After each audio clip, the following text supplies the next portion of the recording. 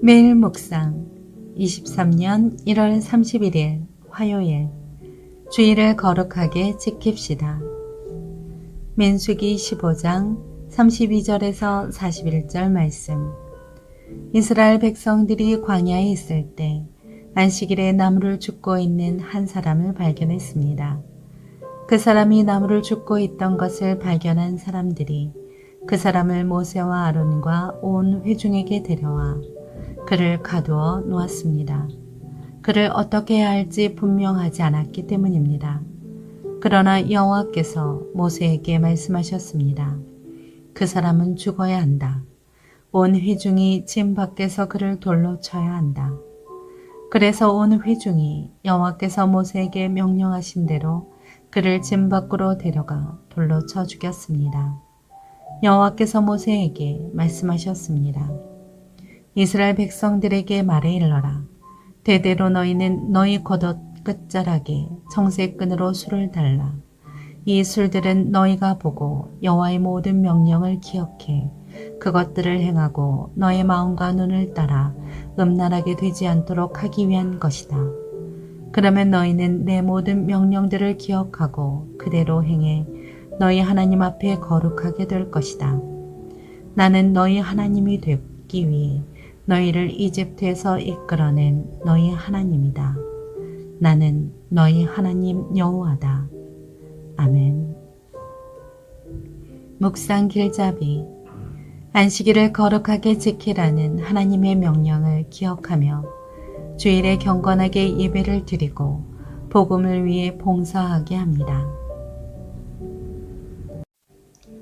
민수기 15장 32절에 나무를 줍고 있는에 해당하는 히브리어의 원형 캬샤쉬는 짚을 줍다, 나무 조각을 줍다라는 뜻입니다. 본문에 언급된 사람은 불을 피우기 위해 불쏘시개나 장가지들을 주었던 것입니다.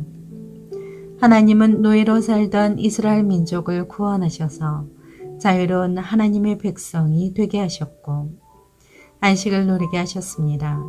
하나님은 안식일을 거룩하게 지킴으로 이스라엘이 그 은혜에 동참하도록 명령하셨습니다. 첫째, 안식일을 범한 사람. 이스라엘 백성 중 한 사람이 안식일에 나무를 줍는 일을 하고 말았습니다.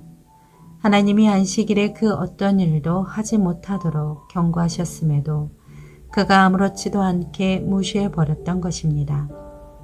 그는 스스로 하나님의 백성이라는 정체성을 부인했고 그 결과 공동체에서 분리되어 격리당해야 했습니다.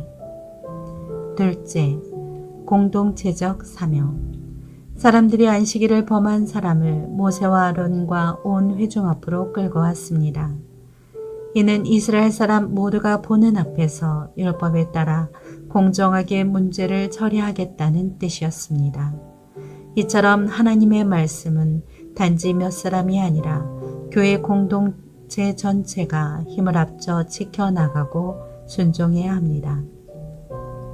셋째, 잊지 말아야 할 말씀. 이스라엘 백성은 하나님의 명령대로 안식일을 범한 자를 진영 밖으로 끌어내어 돌로 쳐서 죽였습니다. 하나님을 무시한 대가는 이처럼 단호합니다. 하나님은 이어 백성들에게 옷의 수를 만들어 달라고 명령하셨습니다.